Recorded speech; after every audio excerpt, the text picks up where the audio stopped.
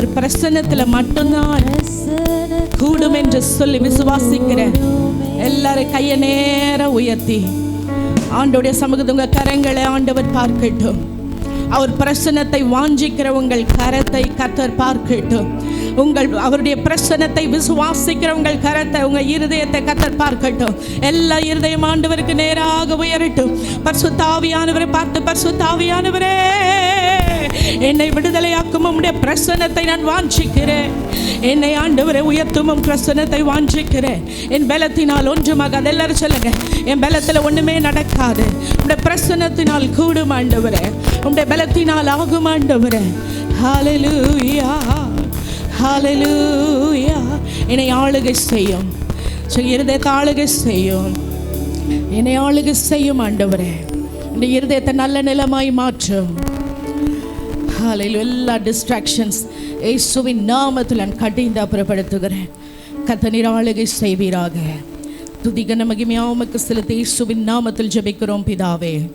இன்றைக்கு சாயங்காலத்திலே நாம் தியானிக்க போகிற வசனம் 2 தீமோத்தேயு 1:12 எல்லாரும் எடுத்துக்கொள்ளுவோம். 2 தீமோத்தேயின் புஸ்தகம் 1:12 வாசிப்போமா? அதிநிமித்தம் நான் இந்த பாடுகளையும் அனுபவிக்கிறேன், ஆயினும் நான் வெட்கப்படுகிறதில்லை. ஏனென்றால் நான் விசுவாசித்திருக்கிறவர் இன்னார் என்று அறிவேன். நான் அவரிடத்தில் ஒப்பு கொடுத்ததை அவர் அந்நாள் வரைக்கும் காத்துக்கொள்ள வல்லவராயிருக்கிறார் என்று நிச்சயித்திருக்கிறேன். ஆமென். எத்தனை பேர் வசனத்தை விசுவாசிக்கிறீங்க? எத்தனை பேருக்கு இந்த வசனம் புரிஞ்சுது? கவனிச்சிங்களா?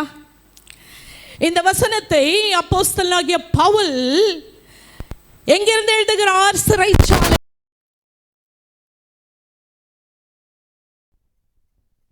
ஆண்டவரின் நிமித்தம், ஆண்டவருடைய சுவிசேஷத்தின் நிமித்தம் 30-40 வருடங்கள் அவருடைய வாழ்க்கையில அவர் ஆண்டவருடைய பிள்ளைகளை துன்பப்படுத்துகிறவராக அவர் இருந்தார். ஆனா ஒரு நாள் அவரை ஆண்டவர் சந்தித்தார். தமஸ்குக்கு போற வழியில ஆண்டவர் அவரை தொட்டு அவரோடு கூட பேசினார். எப்பா, நீ என்னை ஏன் துன்பப்படுத்துற? ஏன் என் பிள்ளைங்களை துன்பப்படுத்துற? நீ துன்பப்படுத்துற இயேசு நான் தான்ப்பா, எனக்காக நான் உன்னை தெரிந்து கொண்டிருக்கிறேன்னு சொல்லி ஆண்டவர் அவரை தொட்ட பிறகு அவருடைய பாதை பின்பு வாழ்க்கை ரொம்ப வித்தியாசமாக வல்லமையாக மாறியது. ஹல்லேலூயா. அப்போ ஆண்டவருக்காக அநேக பாடுகளை இந்த சிறைச்சாலையில அனுபவித்த அப்போஸ்தலனாகிய பவுல் அவர் எழுதுகிறார். என்ன எழுதுகிறாரு? எப்படி இந்த வசனம் ஆரம்பிக்குது?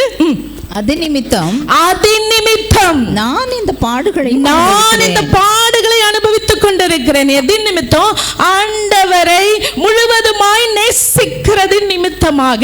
சில வேளைகளில நாம் ஏனோ தானோ என்று வாழும் போது நம்முடைய வாழ்க்கை அப்படியே ஸ்மூத்தா போகும்.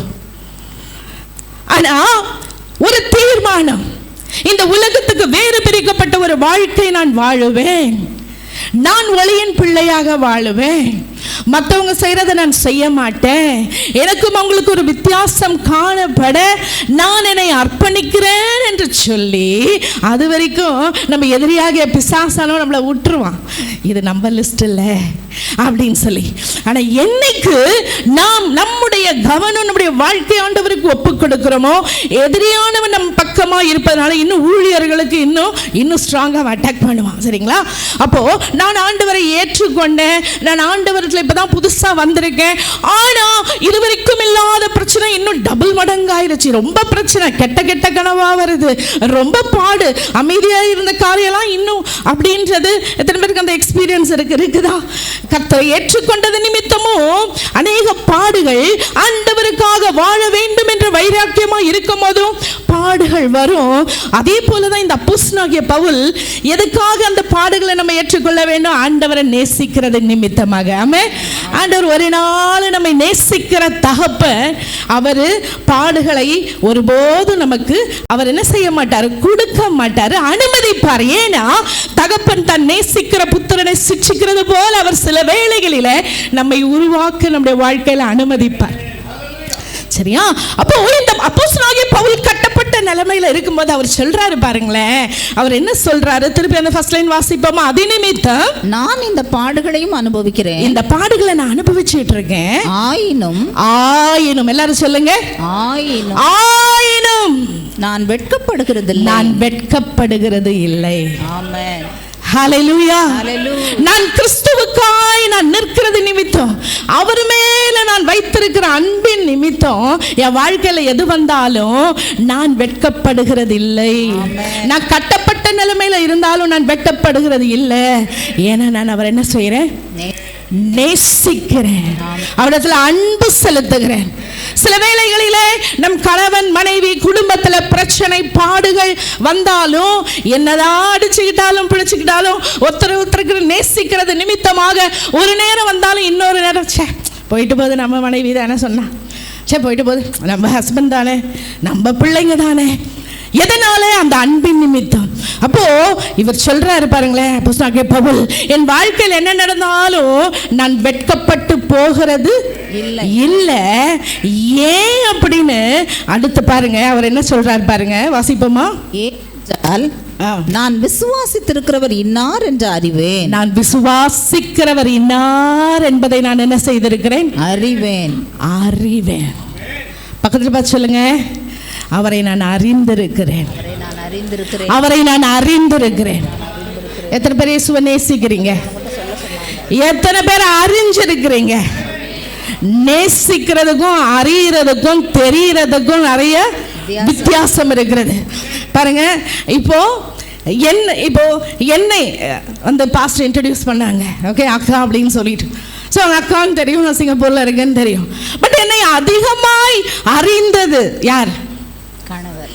பின்னாடி உட்கார்ந்துருக்காரு என் கணவர். ஓகே, எனக்கு திருமணம் முடிந்து 26 வருஷம் ஆகிறது. ஏனென்றால் ஒவ்வொரு நாளும் அவரோடு கூட நான் டிராவல் பண்றேன். எனக்கு என்ன பிடிக்கும்னு உங்களுக்கு தெரியும், எனக்கு என்ன பிடிக்காதுன்னு தெரியும், எப்படி பேசினா பிடிக்கும்னு தெரியும், எப்படி பேசினா பிடிக்காதுன்னு தெரியும், எல்லாமே. ஏன்னா நெருக்கமாக நான் டிராவல் பண்ணி கொண்டு இருக்கிறேன். சரியா? அதை விட அதிகமாக என் தம்பிக்கு தெரியும். ஏன்னா நாங்கள்லாம் சின்ன வயசுலேயே அவங்க 26 வருஷம் பார்க்குறாங்க. ஸோ அவங்க சொன்னது போல் நாங்கள் எல்லாம் பண்ண வேலை தில்லுமுள்ளு எல்லா விஷயமும் அதிகமாக. அப்போது ஒரு நபரை நம்ம அறிய அறிய அறிய அறிய அவரோடு கூட அன்பு இருக்கிறதுனால என்ன வந்தாலும் நம்முடைய வாழ்க்கையில் நாம் சோர்ந்து போக மாட்டோம். புரிஞ்சவங்க மாத்திரம் கைவர்த்தியா ஆமென் சொல்லுவோமா? ஆமென்.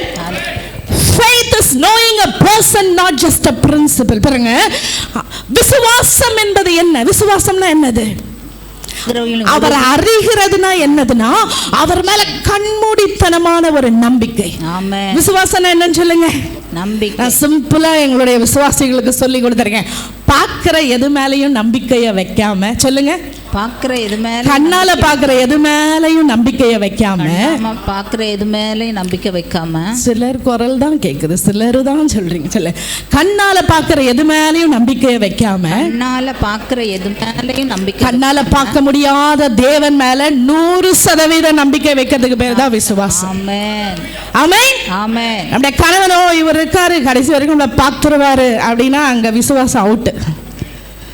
என்கிட்ட பேங்க் பேலன்ஸ் இருக்கு, ஓகே எப்படியாவது அப்படி வந்துடலாம், எனக்கு ஆம்பளை பையன் இருக்கான், பிள்ளைங்க இருக்காங்க, என்னை எப்படியாவது பார்த்துருவாங்க, விட்டுற மாட்டாங்க, நம்பிக்கை வச்சோம்னா போச்சு, அவுட். என்கிட்ட நகை இருக்கு, இதை வச்சு எப்படியா மேனேஜ் பண்ணலாம், சொந்த வீடு இருக்கு, நோ. நம்முடைய பேரே என்னது? விசுவாசிகள். அப்படின்னா என்னது? கண்ணால் பார்க்கிற எதையும் மீதும் நம்முடைய நம்பிக்கை வைக்காமல் காணாத தேவன் மீது முழுவதுமான நம்பிக்கையை நம்ம வைக்கும் போது நாம என்ன பண்ண மாட்டோம்? அசைக்கப்பட மாட்டோம். இன்னைக்கு நம்முடைய வாழ்க்கையில அசைவு உண்டாகிறதுக்கு காரணம் என்ன? தடுமாற்றம் உண்டாகிறதுக்கு காரணம் என்ன? எல்லாம் நல்லா போயிட்டு இருக்கும் போது வாழ்க்கை அப்படியே போகுது.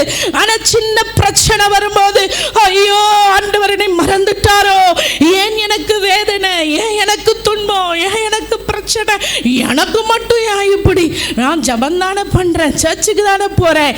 காரணம் என்ன?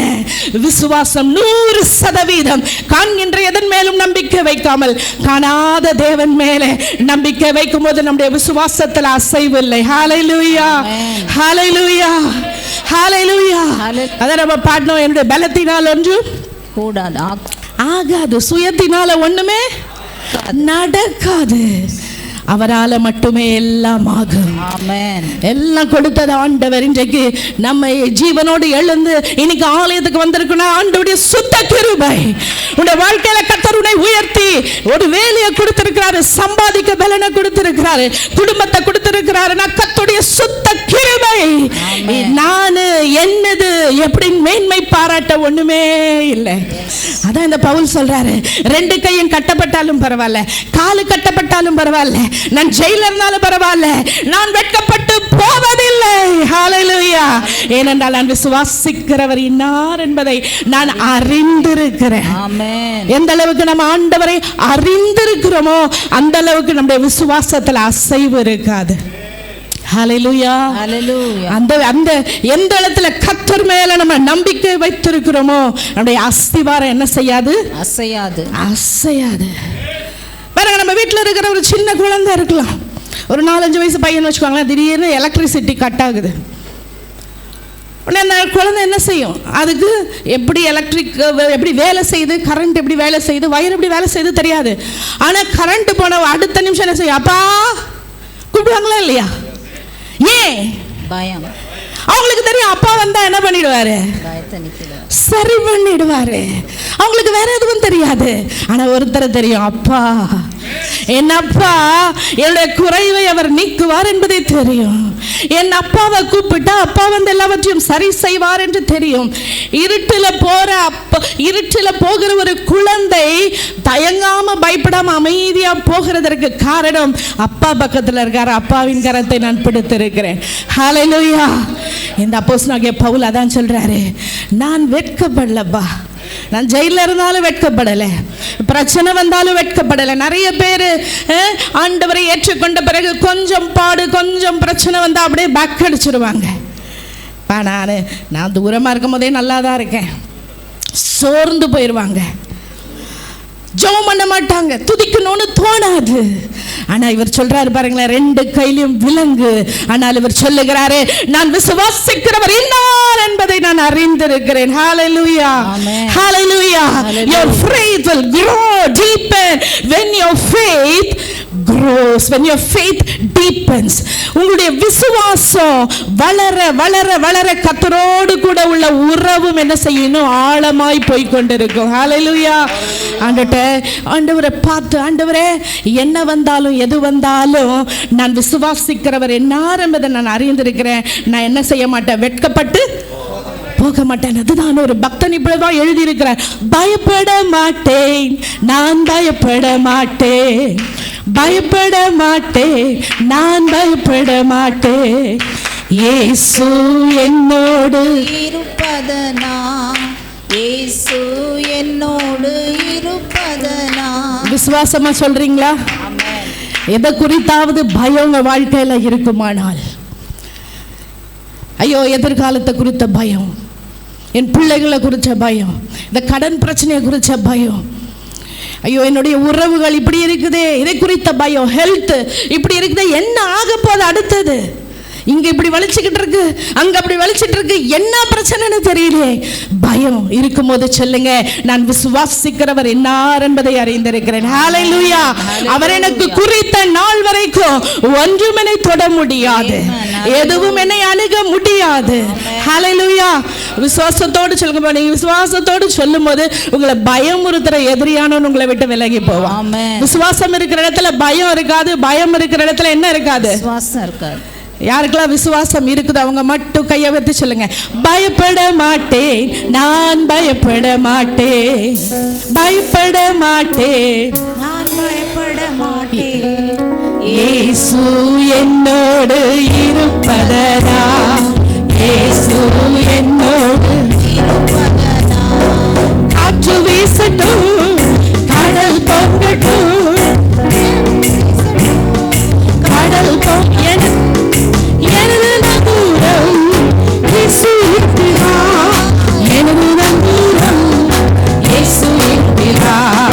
பயப்பட மாட்டேன், நான் பயப்பட மாட்டேன், பயப்பட மாட்டேன், நான் பயப்பட மாட்டேன்,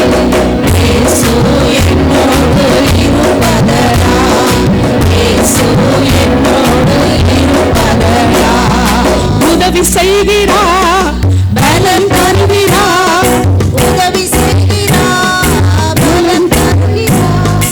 ஓடினாலும் கூடி வருகிறார், ஒவ்வொரு நாளும் கூட வருகிறார். பயப்பட மாட்டேன். விசுவாசத்தோடு சொல்லுங்க, எதிரியானவன் வெட்கப்பட்டு போகட்டும், எதிரியானவன் வெட்கப்பட்டு போகட்டும். இயேசு அவர் என்னோடு இருப்பதால மாத்திரமே, இயேசு என்னோடு இருப்பதனால், இயேசு என்னோடு இருப்பதனால், இயேசு என்னோடு இருப்பதனால். ஹல்லேலூயா. முதலாவது நம்ம என்ன பார்த்தோம்? என்ன பார்த்திருக்கோம்? நான் விசுவாசித்து அவரை அறிகிறேன், அறிவேன். அவரை நான் அறிந்திருக்கிறேன். I know him as a person. ஆமென். என்னோடு கூட இருக்கிறவர். ஆமென் சொல்லுங்க. என்னை நடத்துகிறவர். அவர் சாதாரண தெய்வம் அல்ல. இந்த வானத்தையும் பூமியையும் அண்ட சராசரங்களையும் சூரியனையும் சந்திரனையும் உருவாக்குனது மாத்திரமல்ல, ஒவ்வொரு நாளும் நேர்த்தியாயதை நடத்தி ஆளுகை செய்கிற தேவன் தான் நீங்களும் நானும் ஆராதிக்கிற தேவன். நம்ம நினைச்சிட்டு இருக்கோம் ஏதோ கூப்பிட்டா வருவாரு, ஓகே, தேடும் போது இல்ல. வல்லமையுள்ள தேவன், அவர் யார் என்பதை அறியும்படியாய் கர்த்தர் நம்முடைய கண்களை திறப்பாராக. ஹல்லேலூயா. ஹல்லேலூயா. அததான் தாவீது பார்த்தார். தாவீது பார்த்தாரு, சுத்தி உள்ளவங்க எல்லாம் 20,000-30,000 சோல்ஜர்ஸ் எதை பார்த்தாங்க? கோலியாத்துடைய ஈட்டியை பார்த்தாங்க, கேடகத்தை பார்த்தாங்க, அவன் வைத்திருந்த அவன் தலைச்சீராவை பார்த்தாங்க, எல்லாத்தையும் பார்த்தாங்க. அது அவங்களுக்கு பெருசா தெரிஞ்சது. ஆனால் தாவீதுடைய கண்களுக்கோ கோலியாத்துக்கு பின்பாக இருந்த பெரிய சேனையை அவன் பார்த்தான். அதுதான் அவன் சொன்னான், நான் ஆராதிக்கிற ஜீவனுள்ள தேவன் என்று உன்னை என் கையில என்ன செய்வாரு? ஒப்பு கொடுப்பார். சில வேளைகளிலே ஆவிக்குரிய வாழ்க்கையில நாம் சோர்ந்து போறதுக்கு காரணம், நாம் அவரை யார் என்று அறியாமல் இருக்கிறதுக்கு தான் காரணம். ஜெபிக்கணும் ஒவ்வொரு நாள், ஆண்டவரே இன்னும் உம்மை என்ன செய்யணும்? அறியணும். அதான் ஃபாதர் பெட்மான்ஸ் பாடின பாடல், இன்னும் உம்மை அறியணுமே, இன்னும் உம்மை கிட்டி நெருங்கி சேரணுமே. அப்போ அதுதான் இந்த பவுல் சொல்லுகிறார், நான் விசுவாசிக்கிறவர் இன்னார் என்பதை நான் அறிந்திருக்கிறேன். ஹல்லேலூயா. எது வந்தாலும் பரவாயில்ல. எத்தனை பேர் சொல்ல முடியும்? எது வந்தாலும் பரவாயில்ல, நான் விசுவாசித்திருக்கிறவர் இன்னார் என்பதை அறிந்திருக்கிறேன். அவர் என்னை ஒருபோதும் கைவிட மாட்டார். அவர் ஒருபோதும் என்னை வெட்கப்படுத்த மாட்டார். நான் வெட்கப்பட்டு போவதில்லை, நான் ஒருபோதும் கைவிடப்படுவதில்லை. ஹல்லேலூயா. ஆமென். பாருங்க, அடுத்த லைன் வாசிப்போமா? ஏனென்றால் நான் விசுவாசித்திருக்கிறவர் இன்னார் என்று அறிவேன். நான் அவரிடத்தில் ஒப்பு கொடுத்ததை அவர் அந்நாள் வரைக்கும் காத்துக்கொள்ள வல்லவராய் இருக்கிறார் என்று நிச்சயத்தும் இருக்கிறேன். முதல் பர்சன் பார்த்தோம்.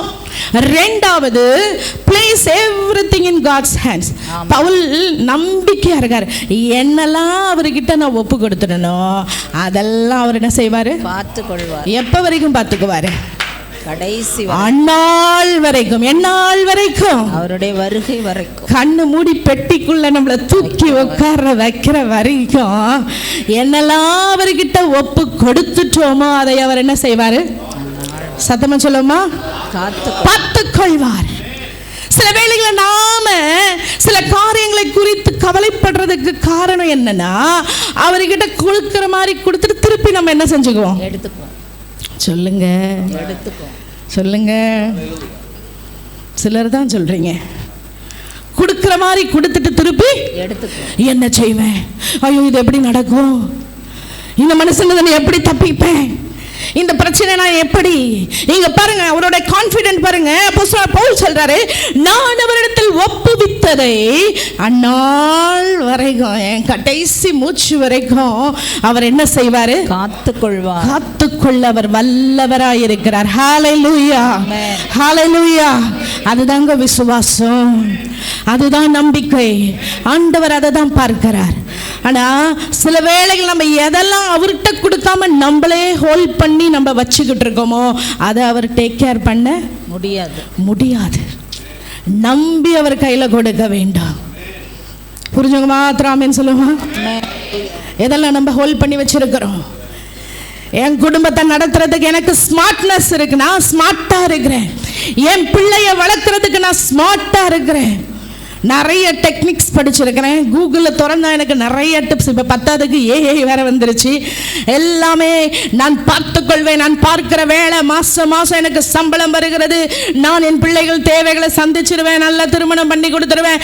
எல்லாவற்றையும் இதெல்லாம் நான் பார்த்துக்குவேன். எதெல்லாம் என்னால் முடியாது அவர் பார்த்துக்கொள்வார் என்று அல்ல, எல்லாவற்றையும் கர்த்தருடைய கரத்தில் ஒப்பு கொடுக்கும் போது அவர் அந்நாள் வரைக்கும் நடத்த உண்மை உள்ளவராக இருக்கிறார். நீங்களும் நானும் மேனேஜ் பண்ணோம், நிறைய தப்பு பண்ணிடுவோம், நிறைய கொட்ட விட்டுருவோம்.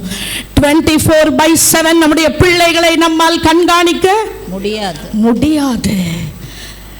24/7 நமக்குரிய எல்லாவற்றையும் நம்மளால கண்ட்ரோல் பண்ண முடியாது. சத்தமா முடியுமா? முடியாது. நம்முடைய சரீரத்தில் உள்ள என்ன நடக்குதுன்னு நம்மளுக்கு தெரியாது. அதனாலதான் அநேக வேளைகளில் பயம், அதனாலதான் அநேக வேளைகளில் குழப்பம், அதனாலதான் அநேக வேளைகளில் பாரம். ஏன் ஒரு மாதிரியா இருக்கீங்க? பாரமா இருக்குப்பா, கவலையா இருக்கு. வேதம் சொல்லுகிறது, கவலைப்படுகிறதுனால ஒரு முளத்தை கூட்டவும் முடியாது, குறைக்கவும் முடியாது. 1 தீமோத்தேயு 1 தீமோத்தேயு 1:7 வாசிக்கிறோம், தேவன் நமக்கு பயமுள்ள ஆவியை கொடாமல் பலமும் அன்பும் தெளிந்த புத்தியுமுள்ள ஆவியை அவர் என்ன செஞ்சிருக்கிறாராம்? தந்திருக்கிறார். பயமுள்ள ஆவியை கொடாமல். அப்பனா வாழ்க்கையில எப்போ நமக்கு பயம் இருக்காதுன்னா எல்லாத்தையும் அவர்கிட்ட ஒப்பு கொடுக்கும் போது. உங்களுடைய சரீரமா இருக்கட்டும், உங்களுடைய சூழ்நிலைகள், பிள்ளைங்க, ஃபைனான்சஸ், ஊழியம், எல்லாவற்றையும் ஒவ்வொரு நாளும் அவருடைய பலிபீடத்தில் கொண்டு போய் என்ன செய்ய வேண்டும்? வைக்க வேண்டும். ஆண்டவரே, நீர் தந்தது, இந்த பிள்ளைகள் நீர் தந்தது, இந்த குடும்பம் நீர் தந்தது, இந்த வேலை நீர் தந்தது, இந்த ஊழியம் நீர் தந்தது, எல்லாம் உம்மிடத்தில் வந்தது. உங்ககிட்ட நான் என்ன செய்யறேன்? ஒப்பு கொடுக்கிறேன். ஒப்பு கொடுத்துட்டு நம்மளா பிளான் பண்ண கூடாது. எல்லா டிசிஷனும் நம்மளா என்ன செய்யக்கூடாது? எடுக்க கூடாது. இயேசு கிறிஸ்து 12 சீஷர்களை எடுக்கிறதற்கு 12 மணி நேரம் ஜெபம் பண்ணாரு. ஒவ்வொரு விஷயத்து தேவகுமாரன் தான். ஆனாலும் அவர் எப்பெல்லாம் நேரம் கிடைக்கிறதோ அப்பெல்லாம் போய் ஆண்டவருடைய சமூகத்துல, பிதாவே எனக்கு உதவி செய்யும், பிதாவே நான் பரிசுத்தமாய் வாழ உதவி செய்யும், பிதாவே உங்க சித்தத்தை நான் செய்து முடிக்க எனக்கு உதவி செய்யும். தேவகுமாரனுக்கு அப்படி ஜெபம் தேவைப்பட்டா நீங்களும் நானும் ஏமாத்துறோம். ஒவ்வொரு நாளும் ஆண்டவருடைய சமூகத்துல நம்ம என்ன செய்ய வேண்டும்? எல்லாவற்றையும் என்ன செய்யணும்? ஒப்பு கொடுக்க வேண்டும். ஆதி நாட்களில் பாருங்களேன், அப்போ அவங்க டிராவல் பண்ணும்போது அவங்களுக்கு பெரிய காரோ பஸ்ஸோ பூட்டிட்டு சேஃபா போறதுக்கு இல்லை. நிறைய வியாபாரிகள்லாம் வைரம் தங்கம் அப்படிலாம் எடுத்துட்டு வரும்போது காட்டுல திருடர்கள்லாம் இருப்பாங்களாம். பிடுங்கிட்டு ஒன்றும் இல்லாமல் சம்டைம் என்ன சொல்லுவாங்க, கொன்னுட்டு கூட விட்டுருவாங்க.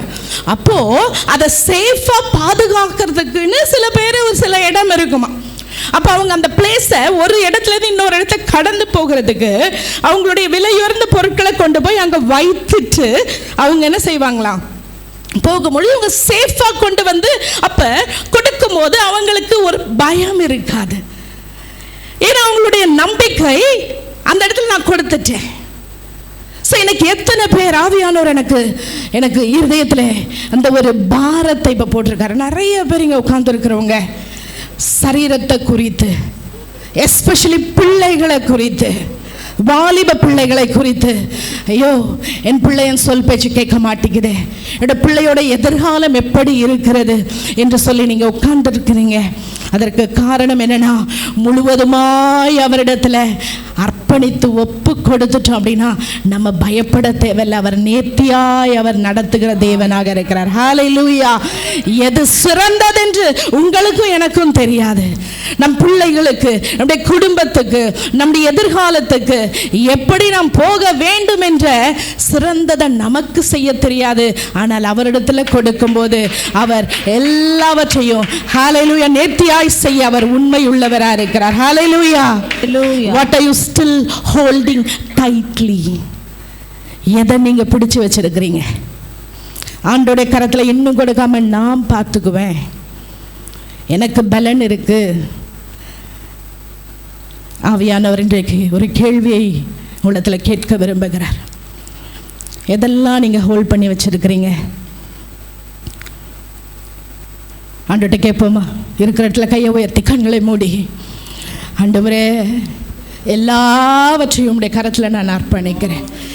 உம்மிடத்தில் ஒப்புவித்ததை நீர் அந்த நாள் வரைக்கும் நீர் பாதுகாக்க வல்லவர் என்பதை நான் அறிந்திருக்கிறேன். எது உங்களை வாழ்க்கையில பாதர் பண்ணி கொண்டு இருக்கிறதோ, எது உங்களுடைய வாழ்க்கையில உங்களை பாதர் பண்ணி கொண்டு இருக்கிறதோ, எல்லாவற்றையும் உடைய கரத்தில் நான் அர்ப்பணிக்கிறேன் ஆண்டவரே. சொல்லுங்க, எல்லாம் சொல்லுங்க. எது உங்களை பாதர் பண்ணிட்டு இருக்கு? பிள்ளைங்களா? எது உங்களை பாதர் பண்ணிட்டு இருக்கு? உங்களுடைய சரீரத்தின் சூழ்நிலையா, அல்லது உங்களை பண பிரச்சனை உங்களை பாதர் பண்ணிக்கிட்டு இருக்கா? சொல்லுங்க, ஆண்டவரே ஒப்பு கொடுக்கிறேன் அப்பா, ஹல்லேலூயா, ஒப்பு கொடுக்கிறேன் ஆண்டவரே. அப்பா ஆண்டவரே உம்முடைய கரத்துல நான் அர்ப்பணிக்கிறேன் ஆண்டவரே. ஹல்லேலூயா, ஹல்லேலூயா, அர்ப்பணிக்கிறேன் ஆண்டவரே. அர்ப்பணித்தே அர்ப்பணித்தே என் ஆவி ஆத்மா சரீரம் அர்ப்பணித்தே அர்ப்பணித்தே அர்ப்பணித்தே ஆவி ஆத்ம சரீரம் அர்ப்பணித்தே. அப்பா என்னை முழுவதும் அர்ப்பணித்தேனையா, உயிரோடு இருக்கும் நாளெல்லாம் உனக்கு சொந்தமையா. எல்லாவற்றையும் அப்பா என்னை பாதம் பண்ணி கொண்டிருக்கிற எல்லாத்தையும் உங்க பாதத்துல நான் அர்ப்பணிக்கிறேன் அப்பா. எல்லாத்தையும் உங்க கரத்துல கொடுக்கிறேன் ஆண்டவரே. அர்ப்பணித்தே அர்ப்பணித்தே அர்ப்பணித்தே ஆவி ஆத்மா அர்ப்பணித்தே அர்ப்பணித்தே அர்ப்பணித்தே அர்ப்பணித்தே ஆவி ஆத்மா சரீரம் அர்ப்பணித்தே. ஹல்லேலூயா, ஆமென். முதலாவது நம்ம பார்த்தோம், அவர் இன்னார் என்பதை நாம் அறிய வேண்டும். ஆமென். ரெண்டாவது நம்ம என்ன பார்த்தோம்? சொல்லுங்க, என்ன பார்த்தோம்? ரெண்டாவது, வெரி குட், அவருடைய கரத்துல பிளேஸ் பண்ணணும். எல்லாத்தையும் அவர் கரத்துல என்ன செய்யணும்? ஒப்பு கொடுக்கணும். முதல் அவரை பர்சனா பார்க்கணும். ரெண்டாவது எல்லாத்தையும் அவர் கையில பிளேஸ் பண்ணணும். அவர் கைட்ட எல்லாத்தையும் என்ன செய்யணும்? ஒப்பு கொடுக்க வேண்டும். மூன்றாவது நான் சொல்லி முடிக்கிறேன், பெர்ஸ்பெக்டிவ். பாருங்க, அப்போஸ்தலனாகிய பவுல் சொல்றாரு பாருங்க, அந்த கடைசி லைன் வாசிங்க சிஸ்டர். நான் அவரிடத்தில் ஒப்பு கொடுத்ததை அந்நாள் வரைக்கும் காத்துக்கொள்ள வல்லவராய் இருக்கிறார் என்று நிச்சயத்தும் இருக்கிறேன். நீங்க அவர் என்ன சொல்லுகிறார்? அந்நாள் வரைக்கும். அதே அப்போஸ்தலனாகிய பவுல் சொல்லுகிறார், ஆகையால் இக்காலத்து பாடுகள் இனி வரும் மகிமைக்கு ஒப்பானவைகள் அல்ல என்று நான் என்ன செய்றேன்? சொல்லுகிறார், அறிந்திருக்கிறேன். அப்படின்னா என்னன்னா, பவுல் தற்காலிக வாழ்க்கையை மட்டும் பார்க்கல, கவனம் செலுத்தல. அவருடைய நோக்கம் எல்லாம், அவருடைய குறிக்கோள் எல்லாம், அவருடைய போக்கஸ் எல்லாம் நித்தியத்தை குறித்து இருக்கிறது. எல்லாமே சொல்லுமா? நீங்களும் நான் இந்த பூமியில இருந்தாலும் பூமிக்குரியவர்கள் அல்ல, பூமிக்குரியவைகளை அல்ல, மேலானவைகளை நீங்க என்ன செய்யுங்க? நாடுங்க, தேடுங்க. இந்த உலகத்துல ஏன் ஆண்டவர் நீ கேட்கறதெல்லாம் திருப்பி கொடுக்கல? ஏன் நான் கேட்கறதெல்லாம் ஆண்டவர் கொடுக்கல அப்படின்னா, கேட்கறதெல்லாம் கொடுத்துட்டாருன்னா நீங்கெல்லாம் இங்க உட்கார்ந்து இருக்க மாட்டீங்க, வேற எங்கேயாவது உட்கார்ந்துருப்போம். நம்ம எல்லாம் ஆண்டவருக்கு தெரியும் எதை கொடுக்கணும், எதை உடனே கொடுக்கணும், எதை ரெட் லைட் போட்டு ஸ்டாப் பண்ணணும், எதை ஆம்பர் லைட் போட்டு கொஞ்சம் டிலே பண்ணணும் அப்படின்றத, எதை கிரீன் லைட் போட்டு உடனே கொடுக்கணும். அப்படி நம்மள பெர்ஃபெக்ட்டா அறிந்த தகப்பனவர். ஹல்லேலூயா. எல்லாத்தையும் கொடுத்து நாம நம்முடைய ஆத்துமாவை வீணாக்கி நித்தியத்துக்கு போக முடியாதபடிக்கு போயிடணும்ன்றது அவருடைய சித்தம் அல்ல. அவருடைய சித்தம் என்ன? இந்த பூமியில நம்ம வாழ்ந்தாலும் நித்தியத்துக்கு நம்ம ஆயத்தப்படுத்ததான் அவர் உங்களை என்னையும் ரெடி பண்ணி கொண்டிருக்கிறார். ஹல்லேலூயா. அதனாலதான் இந்த பாடுகள், அதனாலதான் இந்த போராட்டம், அதனாலதான் ஏன்னா ஆண்டவர் உங்களை என்னையும் உருவாக்கி கொண்டிருக்கிறார். ஆமென். எதுக்காக? உன்னதமான நோக்கத்துக்காக. இந்த உலகத்துல நீங்களும் நானும் வாழ போறது டெம்பரவரியான சில நாட்கள் மாத்திரமே. யாருக்கு எவ்வளவு நாள்னு தெரியாது, யாருக்கு எவ்வளவு நாள்னு தெரியாது.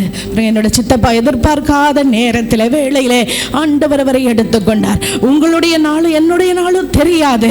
இந்த உலகத்துல வாழ போகிற இந்த நாட்களிலே கண்ணை மூடும் போது கான்பிடென்டா சொல்லணும், கான்பிடென்டா சொல்லணும், கர்த்தர் எனக்கு கொடுத்ததை நான் செய்து முடித்தேன். ஹல்லேலூயா.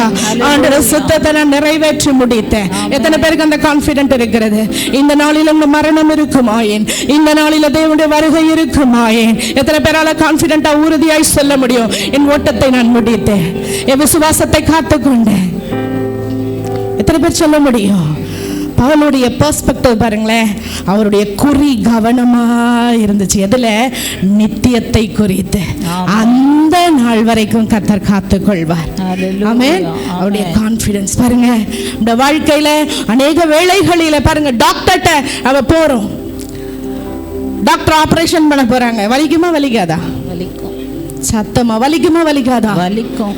ஆனாலும் ஏன் போய் உட்கார்றீங்க? ஏன் போய் தைரியமா போய் பெட்ல போய் படுக்கிறீங்க? ஏன் வலியை தாங்கிக்கிறீங்க? சரியாகணும். ஏன்? இப்ப வலி இருந்தாலும் ஃபியூச்சர்ல சரியாயிடும். என் வலி போயிடும், என் உடம்பு நார்மலா மாறிடும். இந்த டாக்டர் முன்ன பின்ன நம்மளுக்கு தெரியாது, அந்த டாக்டர் கேரண்டி கிடையாது. ஆனாலும் நம்ம நம்பிக்கை, இப்ப டெம்பரரியான இந்த வலியை நான் பொறுத்துக்கிட்டேன்னா ஃபியூச்சர்ல நான் வலி இல்லாமல் வாழுவேன். ஆமென். அதே போலதான் ஆண்டவர் சில பாடுகள், சில காரியங்களை நம்முடைய வாழ்க்கையில டெம்பரரியா அனுமதிப்பார். ஆனா நம்முடைய குறிக்கோள் எல்லாம் இக்காலத்து பாடுகள் இனி வரப்போகிற மகிமைக்கு பாத்திரமா என்னை மாற்ற போகிறது. எத்தனை பேர் விசுவாசிக்கிறீங்க? எத்தனை பேர் விசுவாசிக்கிறீங்க? பாருங்க, are you living for a temporary comfort or eternal perspective? இட்டர்னல்காக, நித்தியத்துக்காக நாம் நோக்கி நம்ம வாழும் போது நம்முடைய இப்ப இருக்கிற பாடுகளும் பிரச்சனைகளும் பெருசா நம்மளுக்கு தெரியாது. புரிஞ்சவங்க மாத்திரம் ஆமென் சொல்லுவோமா? ஆமென். இந்த வலி, இந்த பாடு, இந்த வேதனை, நம்ம வாழ்க்கையில வர ஒவ்வொரு காரியங்களையும் கர்த்தர் நம்மளை கூட வைத்திருக்கிறவங்களை வச்சுதான் கர்த்தர் நம்மளை உருவாக்குவார். எங்கேயோ வச்சிருக்கிறவங்கள இல்ல, கூடயே இருக்கிறவங்களை வைத்துதான் ஆண்டவர் நம்மளை செதுக்கி உருவாக்குவார். இன்னும் பொறுமை, இன்னும் தாழ்மை, இன்னும் விட்டு கொடுக்கிறது, இன்னும் மன்னிக்கணும், இதெல்லாம் நம்மளை உருவாக்கணும். தானே நம்ம அவரை போல மாறி அவரு கூட இருக்க முடியும். ஆமா தானே? அப்ப அவரை உருவாக்கும் போது ஆண்டவர் நீதிமான்களுக்கு வரும் துன்பங்கள் அநேகமா இருக்கும், கர்த்தரோ அவைகளை எல்லாவற்றிலும் நின்று அவனை விடுவிப்பார். ஆண்டவர் உங்களை என்னையும் நீதிமான் ஆக்குறதுக்காக தான் இந்த காரியங்களை எல்லாம் நம்முடைய வாழ்க்கையில அனுமதிக்கிறார். ஆமென். ஒரு வார்த்தையை ஆண்டவர் எனக்கு கொடுக்கிறார். உங்க வாழ்க்கையில எந்த வெட்டுக்கிளி, பச்சை புழு, முசுக்கொட்டை பூச்சி இதெல்லாம் தின்ன வருஷத்துக்கு அந்த பலனை கர்த்தர் திரும்ப தருவார். எப்ப அப்படின்னா உங்களுடைய வாழ்க்கையை முழுவதுமாய் கர்த்தருடைய கரத்துல நீங்க அர்ப்பணிக்கும் போது. ஆமென். யோவால் 2ஆம் அதிகாரத்துல நம்ம வாசிக்க வேணாம், 12ஆம் வசனம் நினைக்கிறேன். ஆண்டவர் சொல்றாரு, உங்க முழு இருதயத்தோட பாடுகளை நீ போயிட்டு இருக்கியா, வாழ்க்கையில எல்லாம் இழந்துட்டியா, முழு இருதயத்தோடு உன்னுடைய சட்டையை அல்ல, இருதயத்தை கிழித்து என்ன செய்ய அவரிடத்துல திரும்பு. இருதயத்தை கிழித்துனா என்ன அர்த்தம்? ஓப்பன் ஹார்ட் சர்ஜரி பண்ணியா? சொல்லுங்க. இருதயத்தை கிழித்து திரும்பணும்னா என்ன? அவருடைய சமூகத்தில் ஆண்டவரே, எதெல்லாம் நான் சுயநலமா ஏமால நம்பிக்கையை வச்சு இந்த உலகம் சொல்லும். இந்த உலகம் என்ன சொல்லும்? Self confident. உன்னோட நீ விட்டு கொடுக்காத, உன் மேல நம்பிக்கை வை. ஆனா வேதம் அதற்கு முரண்பாக சொல்லும், உன் சுய புத்தியின் மேல் நீ சாயாமல் முழு இருதயத்தோடு கர்த்தர் மேல நீ நம்பிக்கை வைக்கும் போது உன் வழிகளை எல்லாம் கர்த்தர் வாய்க்க செய்வார். ஆமென். இந்த ஒரே வசனத்துல 3 காரியத்தை நம்ம பார்த்தோம். என்ன பார்த்தோம்? விசுவாசிக்கிறவர் இன்னார் என்பதை நான் ஒவ்வொரு நாளும் அவரை அறியணும், ஒவ்வொரு நாளும் அவரை கிட்டி நெருங்கி சேருகிறதற்கு பிரயாசப்பட வேண்டும், தகப்பனுடைய அன்பை உணர வேண்டும், அவருடைய இருதயத்தின் ஏக்கத்தை புரிந்து கொள்ள வேண்டும், உங்க வாழ்க்கையில் ஆண்டவர் என்ன திட்டம் வைத்திருக்கிறார் என்பதை தெரிந்து கொள்ள வேண்டும். அவரை அறியதான் நம்முடைய வாழ்க்கை ஸ்டேபிளா ஸ்டடியா இருக்கும். ரெண்டாவது நம்ம பார்த்தோம், அவரிடத்துல என்னத்தெல்லாம் ஒப்பு வச்சோமோ அவரெல்லாம் அவர் என்ன செய்வாரு? அவரு பார்த்துக்குவாரு. பக்கத்துல பார்த்து சொல்லுங்க, அவர்கிட்ட கொடுத்துருங்க, அவரு பார்த்துக்குவாரு. நான் சுமக்க தேவையில்லை. சொல்லுங்க, நான் சுமக்க தேவையில்லை, நான் கலங்க தேவையில்லை. கவலைப்படாதீங்க. யாராவது நெகட்டிவா பேசினா கூட எப்படி இதை செய்ய போற, நீ எப்படி பண்ண போற, கான்பிடென்ட்டா சொல்லுங்க, நான் விசுவாசிக்கிறவர் இன்னாரும் இதை அறிந்திருக்கிறேன். அவர் ஒப்பு வச்சுட்டேன், அவர் பார்த்துக்குவார். அவர்கிட்ட ஒப்பு கொடுத்துட்டு அவர் என்ன செய்வாரு? பார்த்துக்கொள்வார். மூன்றாவது நம்ம பார்த்தோம், இந்த அப்போஸ்தலனாகிய பவுலுடைய பெர்ஸ்பெக்டிவ், அவருடைய கவனம் எல்லாம் நித்தியத்தை குறித்தே இருந்தது. ஆமென். எதுக்கு ஒரு சர்வீஸ், ரெண்டு சர்வீஸ், ஈவினிங் சர்வீஸ், எதுக்கு ஊழியம், எதுக்கு உபவாச பிரேயர், எதுக்கு காலையில வேலை விட்டு இல்லாம இல்ல போதகர்மார்களுக்கு ஏன் பைபிள் ஸ்டடி, எப்படியாவது நித்தியத்துக்குரிய பாதையில உங்களை நடத்த வேண்டும், எப்படியாவது உங்களை ஆத்துமாவை கொண்டு போய் தேவனுடைய ராஜ்யத்தில் கொண்டு போய் சேர்த்து விட வேண்டும் என்ற ஒரே நோக்கத்தோடு கூட மட்டும்தான். அதனால போதர்களோடு ஒத்துழைங்க. ஆண்டவருக்கு பூமிக்குரியவைகளை அல்ல, மேலானவைகளை நாம நோக்கும் போது, தேடும் போது கர்த்தர் நம்மை ஒவ்வொரு நாளும் உருவாக்கி கொண்டிருப்பார். ஹalleluya. அவரை போல நம்மை மாற்றுவார். ஹalleluya, ஹalleluya, ஹalleluya, ஹalleluya. எல்லாரும் கண்களை மூடி ஆண்டவர்